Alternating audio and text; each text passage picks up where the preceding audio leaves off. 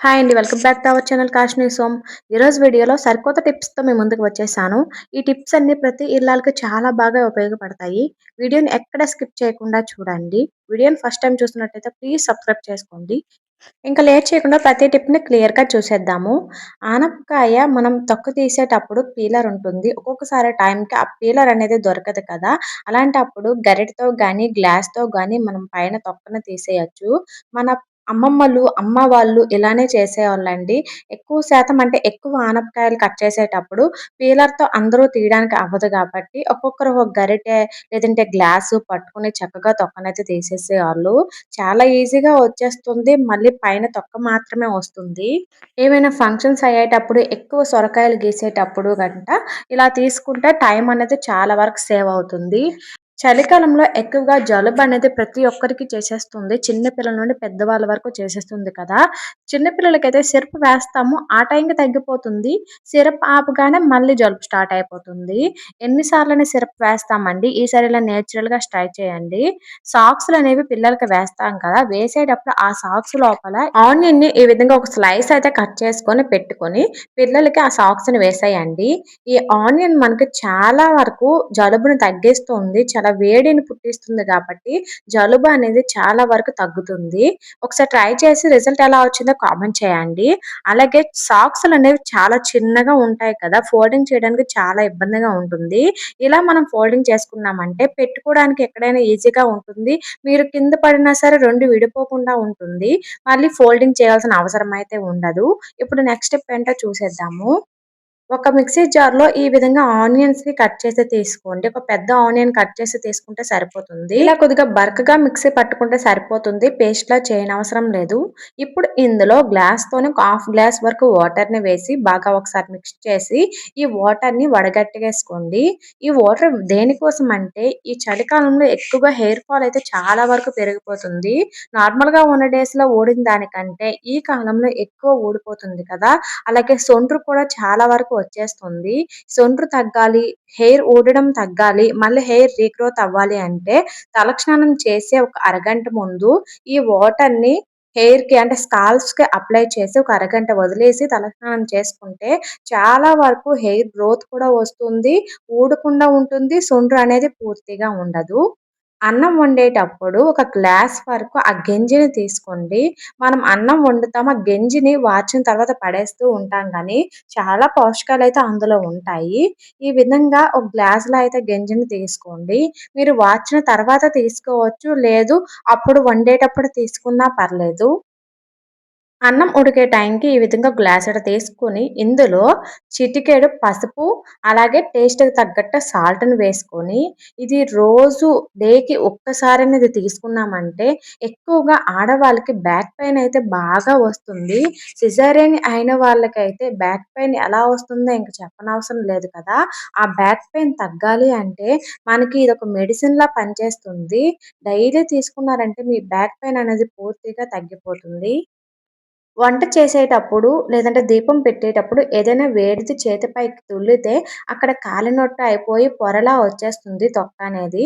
అలా రాకుండా ఉండాలి అంటే కాలినా సరే వెంటనే తగ్గిపోవాలి అంటే ఎప్పుడైనా సరే ఎవరికైనా సరే ఏదైనా కాలితే వెంటనే పేస్ట్‌ని పెట్టామంటే అది మనకి తొక్కలా ఫార్మ్ అవ్వకుండా వెంటనే తగ్గుతుంది. చాలా బాగా పేస్ట్ పనిచేస్తుందండి. ఎప్పుడైనా మీకు జరిగితే ఇలా చేయండి. పన్ను అనేది ఒక్కొక్కసారి పుప్పన్ను ఇలాంటివి చాలా పెయినొస్తాయి. ఏదైనా తినాలన్నా సరే చాలా ఇబ్బందిగా ఉంటుంది కదా! ఈ రోజుల్లో ముసలి వాళ్ళకే కాదు, వయసులో ఉన్నవారికి కూడా ఈ పుప్పన్ను నొప్పి గంట వచ్చేస్తుంది కదా! అలా నొప్పి వచ్చినా సరే, లేదంటే పళ్ళు గార పట్టినా, లేదంటే నోటి నుండి స్మెల్లొస్తుంది అనిపించినా సరే, రోజు బ్రష్ చేసేటప్పుడు చిటికెడు పసుపు, చిటికెడు సాల్ట్ వేసి బ్రష్ చేసుకున్నామంటే, ఆ గార ఉండదు. నెక్స్ట్ ఆ నొప్పి అనేది అస్సలు ఉండదు. చలికాలంలో ఎక్కువగా పెదాలనేవి పగిలిపోతూ ఉంటాయి. ఎన్ని లిప్ బామ్స్ అప్లై చేసినా సరే ఇంక పగిలిపోతూ ఉంటాయి కదా! బయటికెళ్తే చాలా విపరీతంగా పగిలిపోతాయి. అలా కాకుండా ఉండాలి అంటే రోజు నైట్ పడుకునే ముందు కొద్దిగా నెయ్యిని అప్లై చేసి పడుకున్నామంటే మార్నింగ్ లేచేసప్పటికి పెదాలనేవి చాలా స్మూత్‌గా ఉంటాయి. ఎక్కువగా ఇంట్లోకి బొద్దింకలొచ్చేస్తున్నాయక్క. ఏదైనా టిప్ చెప్పని చాలామంది కామెంట్ చేస్తున్నారండి. వాళ్ళ కోసమే ఈ టిప్పు. వీటి కోసం ఆనియన్స్ కట్ చేసిన తర్వాత తొక్కల్ని పడేస్తాం కదా! ఆ తొక్కలను తీసుకోండి. వీటి పైన బేకింగ్ పౌడర్‌ని వేసుకోండి. లేదంటే ఎక్స్‌పైర్ అయిపోయిన టాబ్లెట్స్ ఉంటే టాబ్లెట్ పౌడర్‌నైనా వేసుకోండి. ఇవి రాత్రి పడుకునే ముందు సింక్‌లోన లేదంటే మీకెక్కువ ఎక్కడైతే బొద్దింకలొస్తున్నాయనిపిస్తుందో ఆ ప్లేస్‌లో పెట్టుకున్నారంటే ఈ ఘాటుకి బొద్దింకలింక ఇంట్లోకి రమ్మన్నా రావు. ఇప్పుడు నెక్స్ట్ టిప్ ఏంటో చూసేద్దాము. మేము ఎన్ని తిన్నా, ఎంత తిన్నా వెయిట్ పెరగట్లేదు అన్న వాళ్ళకి ఈ టిప్ అయితే చాలా హెల్ప్ అవుతుంది. డైలీ రాత్రి పడుకునే ముందు ఒక గుప్పెడు శనగ పలుకులను నానబెట్టి మార్నింగ్ లేవగానే బ్రష్ చేసిన తర్వాత వెంటనే తీసుకోండి. శనగ పలుకులు వెయిట్ పెరగడానికి చాలా బాగా హెల్ప్ అవుతాయి. అలాగే ఎక్కువగా ఆడవాళ్ళకి ఐరన్ లోపమైతే ఉంటుందండి. ఎందుకంటే మనం మెన్సెస్ అవుతూ ఉండేటప్పుడు ఇంక బ్లడ్ అనేది పోతుంది గాబట్టి ఐరన్ అనేది తక్కువగా ఉంటుంది. ఇలా డైలీ మనం శనగ పలుకులు, బెల్లం 2 కాంబినేషన్‌లో తీసుకున్నామంటే ఐరన్ అనేది చాలా వరకు ఇంప్రూవ్ అవుతుంది. అసలు ప్రాబ్లమ్ కూడా అస్సలు ఉండదు. చాలా అంటే చాలా బాగా ఇంప్రూవ్ అవుతుంది. ఇంకా నెక్స్ట్ స్టెప్‌కెళ్ళిపోతే, ఈ చలికాలంలో లిప్‌స్టిక్ పెట్టుకున్నా సరే పెదాలు డ్రై అయిపోతూ ఉంటాయి కదా! అలా కాకుండా ఉండాలి అంటే, కొద్దిగా వాజ్‌లైన్ అప్లై చేసి దానిపైన మీరు లిప్‌స్టిక్‌ని అప్లై చేసుకున్నారంటే, అది మనకి షైనింగ్‌గా కనిపిస్తుంది. అలాగే పెదాలనేవి డ్రై కాకుండా ఉంటాయి. ఈ వాజ్‌లైన్ అనేది మనకొక లేయర్‌లా ఉంటుంది కాబట్టి, ఇంకా పెదాలనేవి డ్రై కాకుండా ఉంటాయి. లిప్‌స్టిక్ వేసుకునే వాళ్ళకి ఈ టిప్ చాలా బాగా యూజ్ అవుతుంది.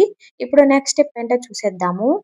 ఏవైనా కడాయిలోన గానీ, కుక్కర్‌లో గానీ నాన్ వెజ్ వండిన తర్వాత అందులో ఏ స్వీట్ చేసినా, లేదంటే ఏదైనా కర్రీ వెజ్ కర్రీ చేసినా అదే స్మెల్ అనేదొస్తుంది. అలా స్మెల్ రాకుండా ఉండాలి అంటే వండే ముందు ఒక బిర్యానీ ఆకుని ఈ విధంగా కాల్చి పెట్టుకొని మూతనైతే పెట్టేయండి. మూతను పెట్టి కనీసం ఒక 2 నిమిషాల పాటు విడిచిపెట్టేయండి. అందులో ఉన్న మనకి ఆ స్మెల్ అనేది పోతుంది. పొగ అనేది స్ప్రెడ్ అవుతుంది చూసారా? ఈ పొగకి బిర్యానీ ఆకు ఘాటుకి అందులో ఉన్న స్మెల్ అంతా పోతుంది. మీరు మళ్ళీ ఫ్రెష్‌గా ఏ స్వీట్ అయినా, కర్రీ అయినా చేసుకోవచ్చు. పెసరట్టు చేసేటప్పుడు ఇలా చేసుకున్నారంటే చాలా టేస్టీగా వస్తుంది. పెసలు లేదంటే పెసరపప్పు 3 గ్లాసులు తీసుకున్నారంటే, ఒక గ్లాస్ వరకు బియ్యాన్ని తీసుకోండి. అలాగే 1 టీ స్పూన్ వరకు శనగపప్పు, 1 టీ స్పూన్ వరకు మినపపప్పుని కూడా వేసుకోండి. ఇలా వేసుకోవడం వల్ల మనకి పెసరట్టు అనేది చాలా టేస్టీగా ఉంటుంది. మిక్సీ పట్టేటప్పుడు అల్లం, పచ్చిమిర్చి, జీలకర్రని వేసుకోవడం అస్సలు మిస్ అవ్వద్దు. నేను ఎప్పుడు పెసరట్టు చేసినా ఇలానే చేసుకుంటాను. చాలా అంటే చాలా టేస్టీగా వస్తాయండి. ఇవేనండి ఈరోజు టిప్స్. ఈ టిప్స్ ఎలా అనిపించాయో నాకు కామెంట్ రూపంలో తెలియచేయండి. అలాగే వీడియో నచ్చితే ప్లీజ్ సబ్స్క్రైబ్ చేసుకోండి. ఈ వీడియో ఎలా అనిపించిందో లైక్ రూపంలో తెలియచేయండి. ఉపయోగపడితే మీ ఫ్రెండ్స్‌కి, రిలేటివ్స్‌కి తప్పకుండా షేర్ చేయండి. Thank you.